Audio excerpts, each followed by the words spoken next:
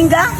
Ayun. Hala, si Mami ba yun? Oo nga, Sasabihin natin na nakita natin yung iniwan na bata sa akin. Oo, yung pulubi. Oo, tamang-tama nga. Nahanap ka ni Mami. Tara, sabihin natin. Mami! Mami! Uy, mga anak! Naparito kayo. Ano sa atin? May sasabihin kami, Mami. Ano? Alam mo ba yung iniwan na sa'yo na bata?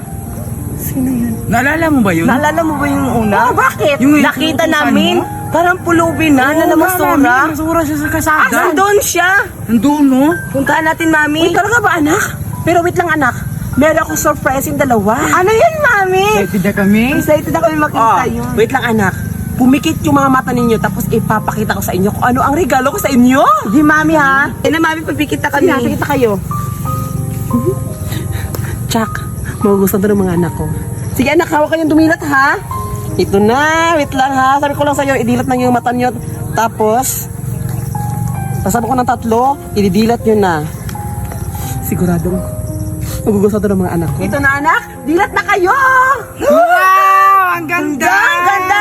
Cellphone, Mami! Yes, dahil nabayad niyo mga anak, meron kayo nagdala sa akin. Wala. O, ayan anak. Sige, dala niyo ako doon. Doon tayo, Mami, na nakita namin yung pulubi na para na. Pinasiguro to. Ibibenta ko tong mga kahoy na to. For sure, mahal to. Saan pa kaya ako makakakita dito sa bundok ng mga kahoy? Alam ko, balita doon sa bayan, mahal daw yung kahoy. Kaya, maghahanap pa ako dito ng mga kahoy. Ano ba anak? Ayun, Mami, oh. Oo Yung nga. nakatalikod. Ang ako yung mami, oh. Yun ba yun? Oo, yun. Siya yun. Yung pulubi Ayaw, na sinwala ka ba bata. yun yung anak Lagi ka. totoo, yun Sigurado yun, ko kami, Mami. mami. Siya yun. Puntahan natin ta. Sige, tara, tulad kayo. Yan na ba yun? Oo, yan. Yun, mami. Hoy, buraday! Hala, siya nga! Oo siya nga, Mami. Punta kayo yung mukha mo. Ang palit-palit mo na. Ikaw nga! Pwede ka umalis ng bahay, ha? Dito ka lang nito. Anak, hawakan nyo. Sige, Mami, hawakan namin to. Hindi na to Pwede ka umalis makakatakas. ng bahay. Ha? Tinatakasan mo ako, ha? Sinasaktan niyo po kasi ako eh. Hindi mo ba alam? Yung mama mo, sa akin ka binilin. Tapos maalas-alas ka lang? Ay, ano ba kung kasi utak niyan? Sorry. Ang ginagawa mo? Nangungulit ng kahoy? Huwag po, ibibenta ko po ito eh. Mga anak, kunin mo yung kahoy. Kunin mo yung kahoy. Ilan to? Bilis! Kita ka na yan. Bibilis ko Ano ka talaga, ha? Ang sama-sama na ugali mo. Oo nga. Dapat na sa'yo yan. Dapat na sa'yo yan. Hindi ka pa dyan? Dito ka. Dito ka dito. Ha? Pinabayan mo na. Huwag kang mayak-iyak, ha? Sinabi ng mama mo na dito ka binilin sa akin. Tapos maalis-alis ka lang. Hindi ka mo papaalam. Ha? Ha? Tama na po. Naman. Anak, dalan nyo. Dito na dito? Mga anak! Nanlulit lang kayo! Huwag niyo pinakawalan! Habulin niyo! Habulin niyo! Dito na to mga anak ko!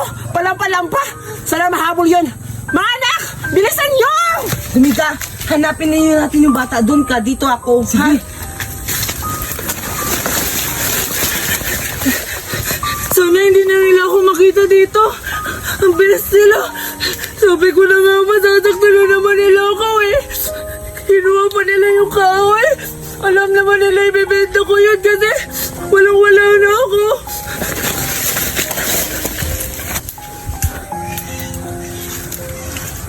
Nasaan na kaya yung si Buraday? Ang bilis na wala. Hanapin ko nga.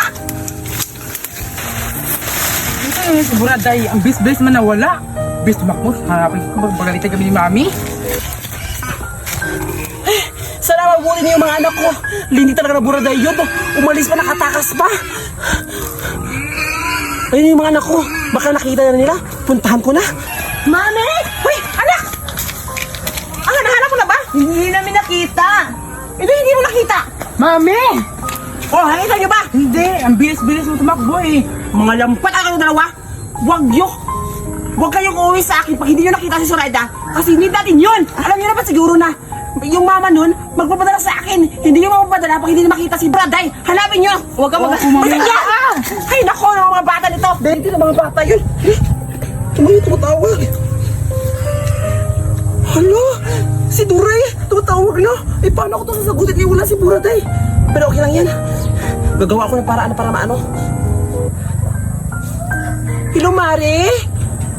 Oy, Mari, kumusta yung anak ko dyan? Mari, okay lang yung anak mo dito. Tumaba na.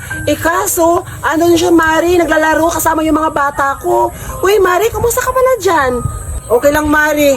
Ay, ganun ba, Mari? Naglalaro yung anak ko sa labas? Ay, talaga, Mari, tumaba na. Tamang-tama pala talaga kasi yung mga binili kong mga damit, malalaki. Wow, talaga bang, Mari? Sana naman, Mari, meron naman pasalubong yung mga anak ko at saka sa akin. Kasi, alam ko naman na masasaya yung mga anak ko pag meron sa kanila regalo. Ay, oo, Mari. Binilahan ko talaga yung anak mo. At saka sinamahan na din kita kasi yun na yung tulong ko sa pag-aalaga ng anak ko. Aba, syempre, Mari. Salamat talaga, Mari, ha? Tsaka pala, Mari. Mari, need ko ng ano ngayon, pera. May pera ka ba dyan? Kasi ang laki ng babayarin ko sa kuryente. Need ko talaga kasi yung pera ko dito, Mari, is kukulangin. Ay, Mari, akala ko mayaman ka. Eh, bakit parang naghihirap ka ngayon?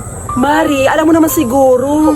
Kasi ang lakas-lakas talaga na gumamit ng anak mo sa computer. Kaya malaki yung syempre, ikaw talaga magbabayad ng kuryente nun. Kasi diba, yung anak mo nagamit. Sa amin, yung una yung kuryente namin, umabot na ng 2,000. Nung dumating yung anak mo, umabot na ng 6,000, Mari. Hindi talaga, bayarin mo yun ng, diba, 2K lang yung babayarin ko. Syempre, umabot ng 6K, kailangan yung 4,000. Ikaw yung magbayad, Mari. Sana matulungan mo ako, Mari. Oh, sige, Mari. Magpapadala ako sa iyo ngayon.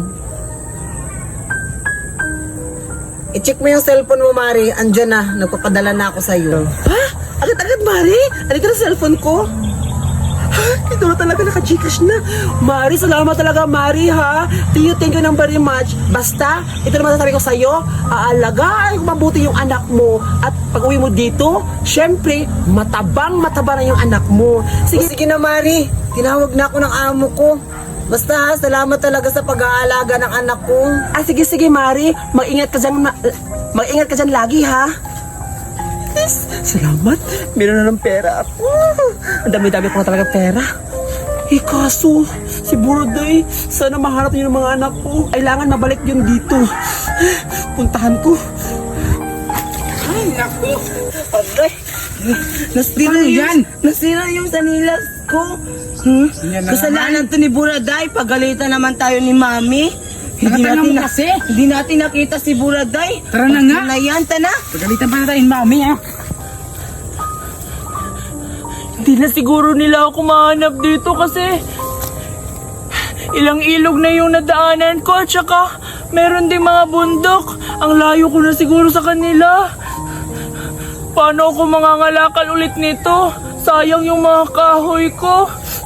Kung nandito lang yung mami ko, hindi talaga siguro ako magiging pulubi nito. Bakit pa kasi niya ako pinaampun-ampun dun sa mga salbahe na yun? May dalawa pa siyang mga anak. Lagi akong sinasaktan. Punta pa ako dun. Mga kalakal na lang ulit ako ng bago.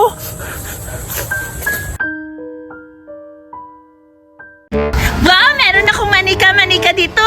3 to. Bakit to sa aming magkakaibigan? Kay Cardo, kay Betty, at saka sa akin. Ay, dapat pala, ito yung sa akin kasi ako yung naiiba. Ako yung maganda kaysa sa kanila. Nasaan na kaya sila? Maghihintay na lang ako dito sa labas ng bahay nila, Betty. Baka lalabas din yun. O kaya hindi pa yun pinapayagan ng mga magulang nila. At saka si Cardo, siguro may lakad pa yun. Pero pupunta naman yun dito mo. Sinabi niya kahapon papunta sila dito. Kaya maghihintay na lang ako dito. Ang ganda ng laruan ko, tapos ang laki-laki. Ang ganda-ganda pa ng dress, kulay red. Papakita ko to kay Buraday. Excited na ako. Matutuwa yan at maiinggit kasi mas malaki pa yung laruan ko. Hanapin ko na siya. Buraday, ikaw pala! Betty, ikaw pala! Tingnan mo, Buraday, ah! Ang laki ng laruan ko na. Ang ganda-ganda. Sa'yo mukhang maliliit. 3. Wow! Hello, Betty! Ikaw pala! At saka pala, ang ganda naman ng laruan mo, manika-manika! Ang laki! Siguro big girl na yan, no? Akin kasi, maliliit pa to sila, oh. Pang baby pa to. Pero, 3 naman. Kesa naman sa'yo, 1 lang. Lo! Mukhang inaaway mo pa ako kasi napapainggit ka pa sa mga laruan. Okay lang naman yan, Buraday. Okay lang sa akin na nag-iisa basta malaki tapos maganda pa yung dressa nyo. Maliit lang yan. Oo nga, 3 pero maliliit naman. Tapos mas maganda pa sa akin. Sa'yo hindi mukhang plastic. Hala, grabe ka naman makapanglait sa mga manika ko, Betty. Akala mo naman kung gaano kaganda yung manika mo, malaki lang naman yan eh. Kagaya naman yan sa akin, oh. Tingnan mo, malaki ako. Hindi naman kagaya ng manika ko, napaka-sexy. At 3 pa. Maiinggit ka talaga. Ganon? Painggitan pala gusto mo, ha? Pwes, yung nabili naman yan, sana man nabili yung laruan mo ay nasa Divisoria lang. Napakaluma naman yan, tapos hindi masyadong mahal. Yung sa akin, alam mo kung saan to galing? Galing to ng USA. Kasi mga mukhang Barbie yung mga tao doon, tapos mamahalin tong binibinta doon. Collection kasi to, tapos nasa 1 million tong binibili ng mami daddy ko. Kasi galing abroad. Wala ka kasing mama na galing abroad, tapos mahihirap lang kayo. Palibhasa, mga mahihirap at hampas lupa. Maliit lang, yan lang yung afford yung laruan. Ew! Yuck! Ew! Ang sama mo naman, Betty. Ganun pala, ha? Pinagginigalit mo talaga ako. Wes, yung sinasabi mong Divisoria, hindi kaya, galing kaya tong ibang bansa. Kahit amuyin mo pa. Hindi naman kagaya sa'yo. USA sabi mo? Hindi naman yan mukhang USA, ah. Parang sa Unicity lang yan sa Surigao nabili. Eto sa akin, package yun ng mama ko. Galing Singapore. Kasi malaki yung sweldo niya. Hindi kagaya ng mama mo, nandun sa ibang bansa. Pero, maliit lang yung sweldo niya. At saka, ano sinasabi mong pangit sila? Mas mukha pa nga itong taga-ibang bansa kaysa sa mukha mo. Ganon? Nasa ibang bansa din yung mama mo, tapos malaki yung pera?